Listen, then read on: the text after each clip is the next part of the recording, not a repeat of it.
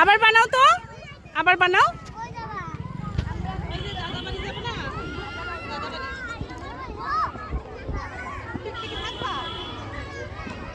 এটা কি বানিয়েছো মা? হ্যাঁ, আই লাভ ইউ বানাওনি, এটা শুধু লাভ বানাইছো। এখানে একটা আই লেখো, এখানে একটা আই লেখো। হ্যাঁ, আই।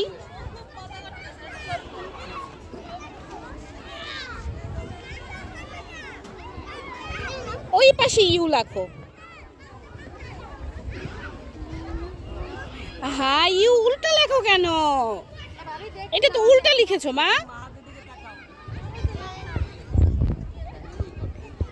আয়ান বাবা,